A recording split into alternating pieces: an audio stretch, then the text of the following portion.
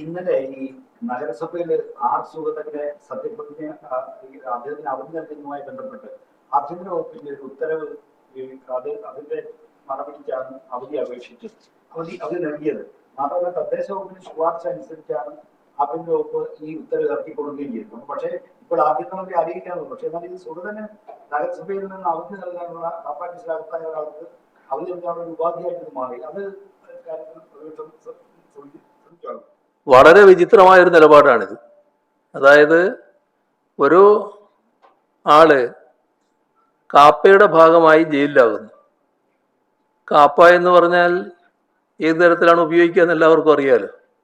അങ്ങനെയുള്ള ഒരു ആളെ അദ്ദേഹത്തിന് ആവശ്യമായ ശുദ്ധീകരണ പ്രക്രിയ അത് തന്നെയാണ് ഇപ്പോൾ ഉണ്ടായിട്ടുള്ളത്. നിർഭാഗ്യകരമായൊരു കാര്യമാണിത്. ഇതിൽ ആഭ്യന്തര വകുപ്പിൻ്റെ ഭാഗമായിട്ടാണ് കാപ്പയിൽ ഉൾപ്പെടുത്തി പോകുന്നത്. അത് പുറത്ത് ഇദ്ദേഹം നിൽക്കാൻ പറ്റില്ല എന്നുള്ള നിലപാടിൻ്റെ ഭാഗമായിട്ടാണല്ലോ ചെയ്യുന്നത്. അത്രയും കാലം ഇദ്ദേഹം അകത്തിരിക്കട്ടെ എന്നുള്ള മട്ടിലാണല്ലോ ചെയ്യുന്നത്. അങ്ങനെ ഒരാൾക്ക് നിങ്ങൾ ഇങ്ങനെയൊക്കെ നടപടികൾ സ്വീകരിച്ചാൽ നിങ്ങൾക്ക് സംരക്ഷണം കിട്ടും എന്ന് അങ്ങോട്ട് അറിയിക്കുകയാണ്, ഉപദേശ രൂപേണ അറിയിക്കുകയാണ്. അത് വളരെ വിചിത്രമായൊരു കാര്യമാണ്. ഇവിടെയാണ് ഈ പറഞ്ഞ ഡീലിൻ്റെ മറ്റൊരു ഭാഗം വരുന്നത്. RSSും കോൺഗ്രസും RSSും UDFും തമ്മിലുള്ള ഡീലിൻ്റെ ഭാഗമായിട്ടാണ് ഇത് വരുന്നത്. ഇപ്പോൾ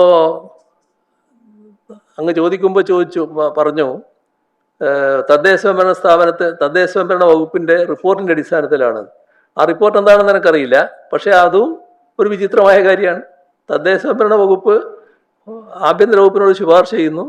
കിട്ടേണ്ട താമസം ആഭ്യന്തര വകുപ്പ് അതിന് ബന്ധപ്പെട്ട നടപടികൾ എടുക്കുന്നു.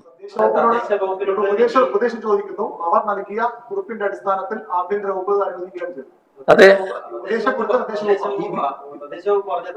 ഇത്തരത്തിൽ കൗൺസിൽ യോഗം ഈ പറയുന്ന കാര്യത്തിൽ വോട്ടിട്ട് പാസ്സായി കഴിഞ്ഞാൽ അദ്ദേഹത്തിന്റെ അംഗത്വം സംരക്ഷിച്ചു കൊടുക്കാം എന്ന് പറഞ്ഞുകൊണ്ട് ഉപദേശം കൊടുക്കും. ആ ഉപദേശമാണ് ആഭ്യന്തര വകുപ്പിൽ കത്തായി പുറത്തിറങ്ങി. അപ്പോ ഉദ്ദേശം വ്യക്തമാണല്ലോ. ഉദ്ദേശം വ്യക്തമാകുന്നത് എന്താണെന്ന് പറഞ്ഞാൽ ഇദ്ദേഹത്തെ സംരക്ഷിക്കണം. ആരെയാണ് സംരക്ഷിക്കുന്നത്? ഈ കേരളത്തിലെ ആഭ്യന്തര വകുപ്പ് ഈ മനുഷ്യൻ പുറത്തു നിൽക്കാൻ പാടില്ല, സമൂഹത്തിനാകെ വലിയ ആപത്തുണ്ടാക്കും എന്ന് കണ്ടുകൊണ്ട് ജയിലിലാക്കിയിരിക്കുന്നു. അങ്ങനെ ഒരാളെ സംരക്ഷിക്കുന്നതിനാവശ്യമായ നടപടികളാണ് സ്വീകരിച്ചിട്ടുള്ളത്. അതാണ് കൃത്യമായ ഡീല്. ഒരു തരത്തിലും ചെയ്യാൻ പാടില്ലാത്തൊരു കാര്യമാണത്. ഇത് നേരത്തെ പറഞ്ഞതിനേക്കാളും കൂടുതൽ ഗൗരവമുള്ളൊരു കാര്യമാണ്. ഇതിൻ്റെ മറ്റു മാനങ്ങളുമുണ്ട്. ആ മറ്റു മാനങ്ങൾ എല്ലാ തരത്തിലും RSSന്റെ BJPയുടെ താല്പര്യം സംരക്ഷിക്കുന്നതിൻ്റെ ഭാഗമായുള്ളതാണ്.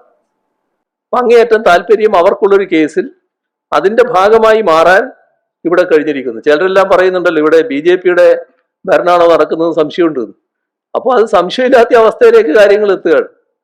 അവർക്ക് 3 MLA ഉള്ളുവെങ്കിലും അവർക്ക് ആഗ്രഹിക്കുന്ന എന്തും നടപ്പാക്കാൻ കഴിയുന്ന ഒരു ഗവൺമെന്റ് ഇവിടെ ഉണ്ട് എന്നുള്ളത് ആശ്വസിക്കാം.